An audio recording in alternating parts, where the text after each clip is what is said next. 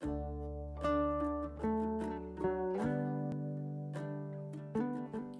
YouTube. Today I'm going to give you guys a tour and a review of the 16-speaker Harman Kardon audio found in this 2020 BMW M5 competition. The system pushes 464 watts through 16 speakers, and let me tell you, it sounds amazing. Starting off with the center channel speaker, there is a 26mm aluminum dome tweeter and a 100mm mid-range. On all 4 door panels, we see a similar setup with 2 speakers on each door panel, a 26mm tweeter and a 100mm mid-range. The layout of these speakers are very similar to the 17-speaker Lexicon audio system in my old Genesis. Make sure to check out that video in my channel. Moving on to the rear seats, I'm just blown away at the ambient lighting in this car. It's absolutely amazing. And it should be, considering this car is over $150,000 Canadian. $150,000 is a lot of money for a car. Do you guys think it's worth it? Let me know in the comments down below. Anyways, beneath the driver and front passenger seat, we have a 217mm woofer. Usually these woofers are on the rear deck or on a door panel in a regular car, but in these BMWs, it's underneath the seats.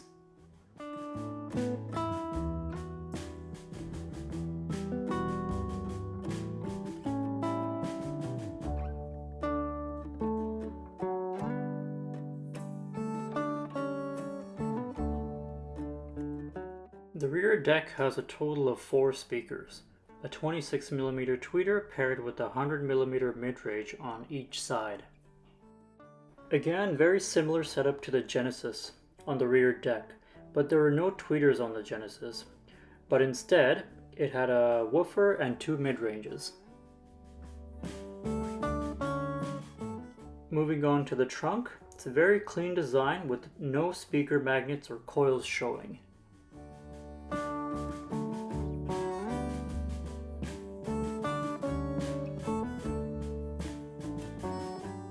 Now let's go check out the infotainment screen.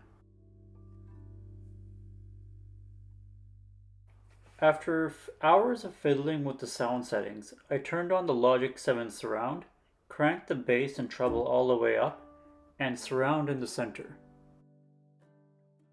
I listen to a lot of hip-hop, rap, and R&B, so I found those settings to be the best.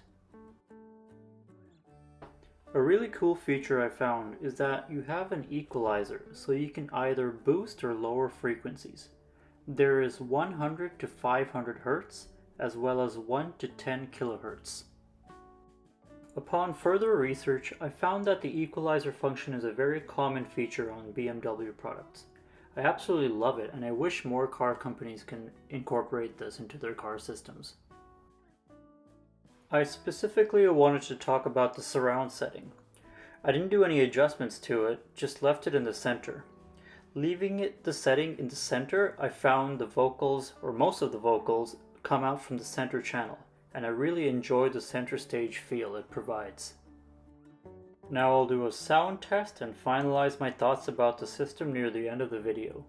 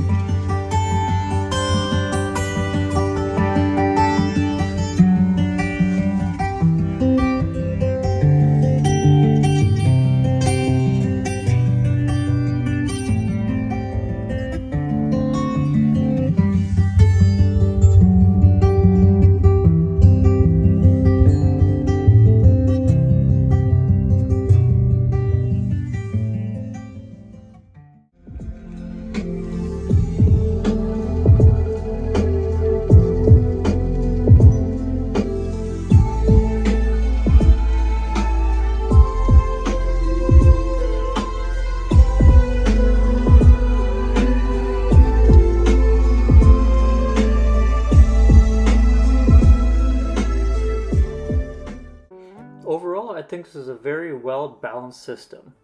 It's a clean sounding system, both sitting up in the front seats and the back seat. It really reminds me a lot of my old Genesis. There are no door panel rattles even when you crank the volume up, which a lot of the car manufacturers struggle with perfecting. The bass is very tight and you can feel it thump in your chest.